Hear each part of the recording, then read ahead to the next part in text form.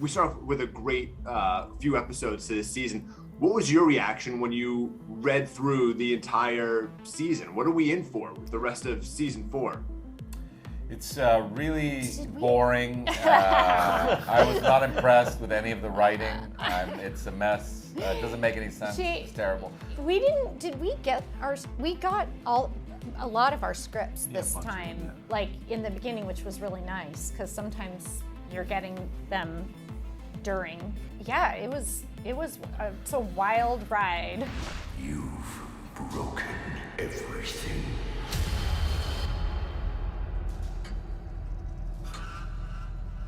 Your suffering is almost at an end. It also was shot over a couple of years because of COVID. We shot in Lithuania, which was an incredible experience. The people there are amazing. I think people are going to really fall in love with Nico, who plays Yuri. He's wonderful, and I think that the kids, or they're not so much kids anymore, the young people are fantastic. I think that it's all woven together really beautifully and still has that Stranger Things heart, you know, everything is driven by love and survival. Yeah, I was just so excited that, you know, everything was just so much more than it ever had been. I mean, and then also I was really thrilled to be in the show more than I had ever been and get to work and be like a comedy action duo with Winona. I mean, and like, you know, the whole thing felt like, I mean, that it was like Leia and then Jewish Lando Calrissian or human Chewbacca, take your pick, going to bust Han out. Going to bust Han out. So like, you know, the way... Human Chewie! Murray is human Chewie or Jewish Lando. Yeah, it just was like, it was like a thrill ride, and it really started with the reading of the scripts and carried over into the shooting. You know, I mean, yeah, I mean, like shooting in Lithuania, it was amazing. You know, we were used to being where we are when we shoot it in the States, and to get to be in a foreign country going on this wild adventure to rescue our friend.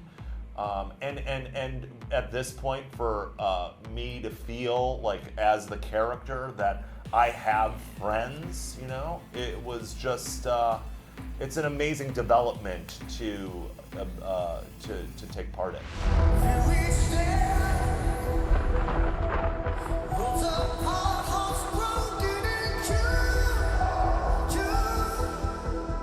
Hopper's alive and has had quite the the escape moment. What was it like shooting all that stuff? Really serious action scene, running through the snow, what looked like barefoot, although I'm not. Were you actually barefoot? Yes, I was in a lot of it. Yeah, it was particularly brutal. I wasn't like eating a lot because there's a I know, I was worried about there's you. Also like it was like 20 below certain nights. And then I ran through the snow barefoot a lot because he has to take off those chains and he can't put his shoes back on because he's caught in a melee thing. Yeah. But you know, as you know, he gets captured again and thrown back in. He has to figure out a way to escape again after that huge scene with the pit and the Demogorgon, which of course you know about. That big fight that's incredible. That's like my favorite part in the whole movie. I was convinced I was put here for some other reason. Maybe I can still help.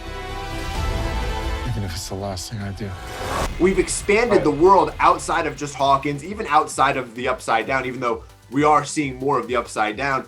I mean, in these last few episodes, are we going to see the world expand even more? Are we going to see it expand even broader into the next season? I think Maybe. the idea of this season was to get the gang back together. Like, we're not in Hawkins anymore, and hopefully we will be back in Hawkins. Yeah, I mean, spreading that flavor throughout the world. It was very much an aim of this season, I think. Yeah, but like, I mean, and also just like at the expansion and location, I think is an extension of emotional and relationship expansion as well. And so it's just everything. That's a really great. Everything. Yeah, thank you. everything grows, everything grows in all ways in season 4. People say Hawkins is cursed. They're not way off. How does Joyce and Murray's relationship continue to grow? And then when we get Hopper and Joyce reunited, what does that do for their relationship? Okay, so I think I have this thing, and I don't know. I mean, we got to spend some time together. Joyce and Murray got to spend some time together last season. And I think the whole, Alexi's death. Yeah, Hopper's death. Yeah, so I think we have our characters and us have like a bond and like a weird, like I trust him with all of this stuff. And it's interesting, and what's so great about Brett is like when we meet him in season 2 with like, Jonathan and Nancy, he's kind of this like conspiracy theorist. The fun real kind. corrupt. They were investigators. They were Daniel Ellsberg, and so when I say conspiracy theorist now, it's like it's almost like a bad word, but I love that like it's kind of all that's coming to fruition. Well, yeah, and I mean, this guy learned Russian for this role. I mean, that is something. And I also think that so there is this I think we went through so much in season 3, and obviously the immense, unthinkable grief of losing Hopper, and also I always feel that I'm somewhat responsible because I was the one who, but Susie's also responsible. It was Susie's fault. It's also She there had to sing that damn song. And I mean, in terms of like Murray, his feelings towards Joyce, I mean, Joyce really, in season 3, Joyce, Hopper, and Alexi connected him back more with the world, and showed him, more of a reason to rejoin humanity. And he very much keeps that with her, and she's very much his connection to that. You were right about so much. I also was right about a lot of things. Yes. I want to say one more thing just about like Hopper and Joyce's reuniting though, just that it's very cool that Hopper's been protecting her from the first season in a certain way, and the reuniting of Hopper and Joyce is very much that Joyce has come to save Hopper, who is very much, trapped in this place, and he could not get out without her help. And she does an extremely brave thing, and it saves his life. And so I think it's a really cool way to reunite.